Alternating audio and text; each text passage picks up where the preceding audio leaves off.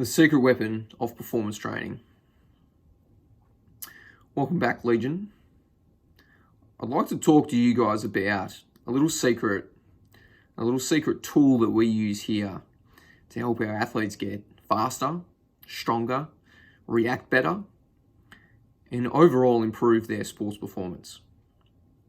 Now, the secret isn't necessarily unique to us, and it's not something that's new.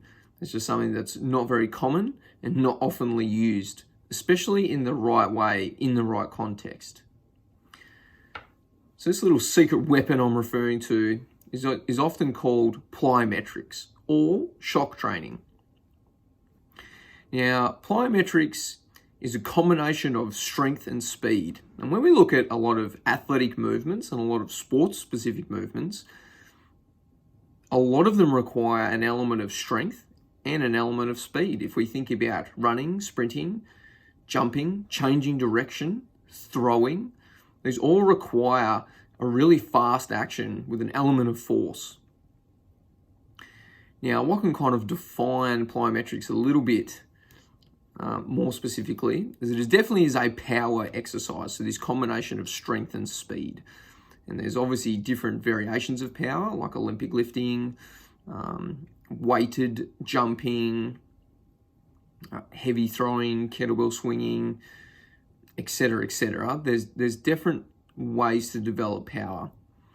So plyometrics is just a way to do it, and it works on a different continuum. It's probably on the faster end of the power spectrum. So there's a lot more speed involved.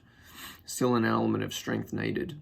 So what kind of defines plyometrics is that it can be jumping, bounding, hopping, can also be done with the upper body as well, throwing and pushing away rapidly. But there needs to be the use of the stretch shortening cycle, which is basically an eccentric muscle action, so a lengthening of the muscle, rapidly cycling through to a concentric muscle action, which is the shortening of the muscle. So when we do a bicep curl and we lower the bar down, that's the eccentric, that's the lengthening. When we curl it back up, that's the shortening. Plyometrics is the rapid change between those two. And again, think of the previous movements I just described: running, jumping, sprinting, throwing. So plyometrics is a great way to develop that power, speed, and this stretch shortening cycle within a gym or track context. So the sport itself will obviously develop these qualities to a certain extent, but plyometrics is a way to over-develop, get more out of, enhance, and improve overall performance.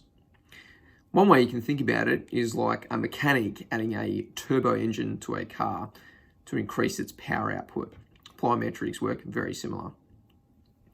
Plyometrics also offer injury prevention through improvements in neuromuscular control, muscle strength, muscle tendon stiffness, and even bone density.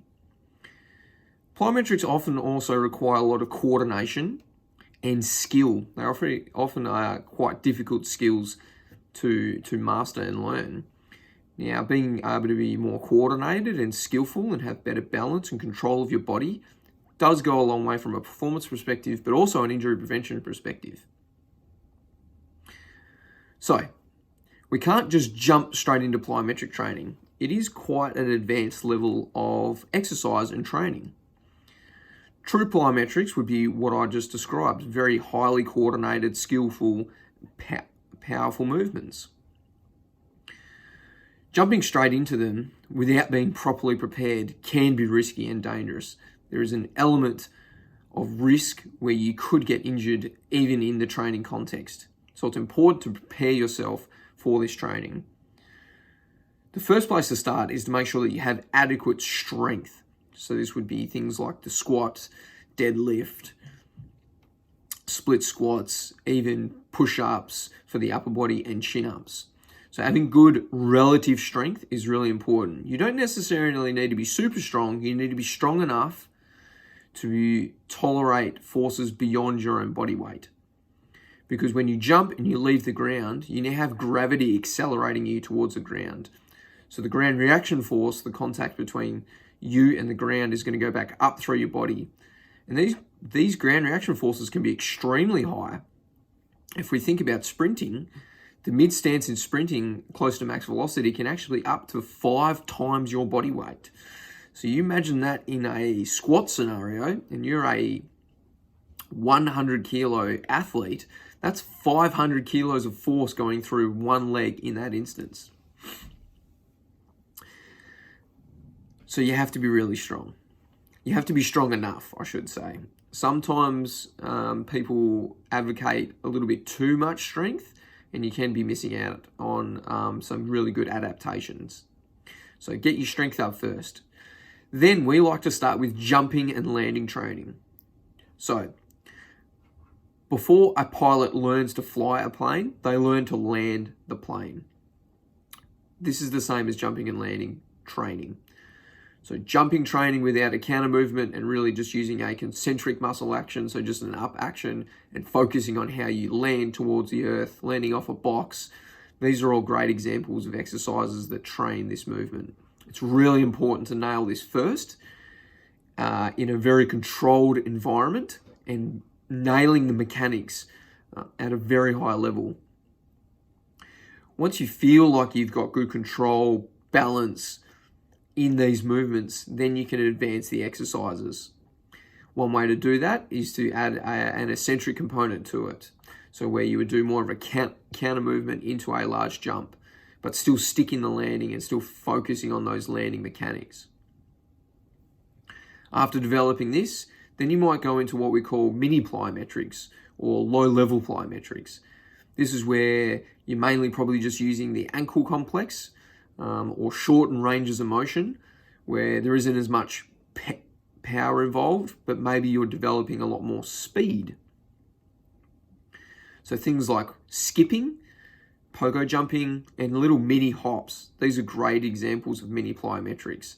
Even some technical running drills like A-skipping and dribbling and cycling, where you've got those quick ground contacts, but you're not necessarily leaving the ground for too long. This is a great way to really progress and develop into more true plyometrics. So once you've built really good strength, you have really good control and your landing mechanics, and you're starting to get some better reactivity off the ground, now we can start to think about introducing some true plyometrics, which might be things like continuous bounding or continuous jumping, straight up and down vertical jumping, and even lateral bounding.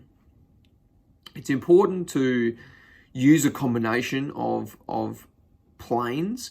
So depending on your sport, if you're playing at more of a field-based sport, you need multiple planes of training. So you need to be able to go forward, you need to be able to go up, and you need to be able to go side to side. So it's important to try and cover all planes of motion in your plyometric training. From here, that's the base level of plyometric training. You can really start to progress it in many, many different ways. And this is where you can get really creative.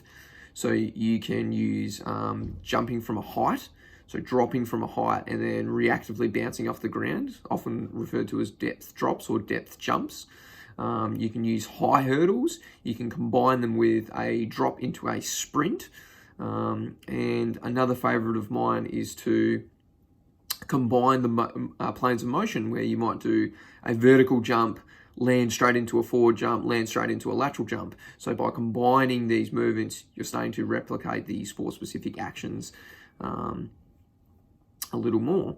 So there's plenty of ways you can take this plyometric training. If you get it right, it can be one of the best performance improvers, enhancers in the gym setting. Although, like anything, if you are not prepared, it can also put you at a greater risk of injury. If you don't do it at all, you could just be leaving some performance gaps on the table. But if you get it right in that sweet spot and choose the right progression and the right exercises at the right times and build up to the more advanced plyometric training and use it at the right time of the year, you can see some really, really good sport-specific adaptations and benefits.